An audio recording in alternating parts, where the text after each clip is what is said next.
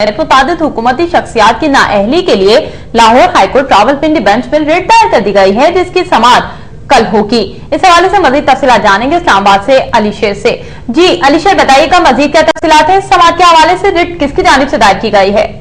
जी, ये दरखास्त Zafar Awan advocate high court bar association Talagang जिला चकवाल की तरफ से दायर की गई है, जिसमें सदर मुमलिकत आसिफ अली जरदारी, वज़ीर आज़म सैयद यूसुफ रज़ा गिलानी, तहमीदा मिर्जा स्पीकर कौमी assembly, Farooq Ismail chairman senate, Sardar Asif Ahmad Ali साबिक वफाकी वजीर तालीम, शहबाज भट्टी वफाकी वजीर अकलीकी अमूर, शहरी रहमान,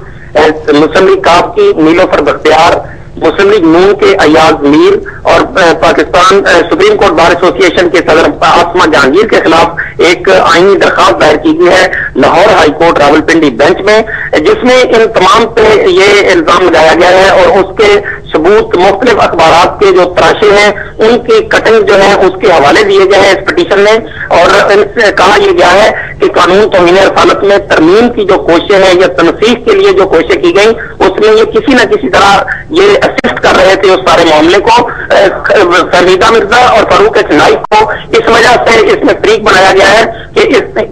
सब कुछ जानने के बावजूद इन्होंने इन तमाम लोगों के खिलाफ नाअहली की कार्रवाई क्यों नहीं की, इनको नाअहल करार दिया जाना चाहिए था, लेकिन ये भी इस हवाले से खामोश रहे। तो इनके खिलाफ भी नाअहली की जो दफात हैं, दफा 62 और 63 जो आइन में मौजूद हैं, जिसके तहत तमाम अरकान पार्लियामेंट जो हलफ उठाते हैं या दीगर जो अहदेदारान हलफ उठाते हैं उसमें वो इस्लामी जमहूरिया पाकिस्तान के आइन की जो दफात है तमाम की तमाम उसके तहफ़्फ़ुज़ का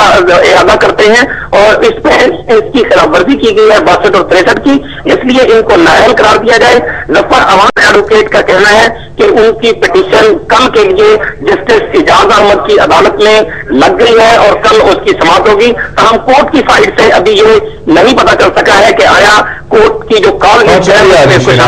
रसालत कानून में तरमीम और तनसीख की हिमायत करने पर सदर और वजीर आजम समेत मुतादिद हुकूमती शख्सियात की नाअहली के लिए लाहौर हाईकोर्ट के रावलपिंडी बेंच में रिट दायर कर दी गई है, जिसकी समाअत कल होगी और ये दरखास्त जो है जफर अवान एडवोकेट की जानिब से दायर की गई है। कुछ मजीद अहम इशूज के हवाले से बात करते हैं। रेमंड डेविस के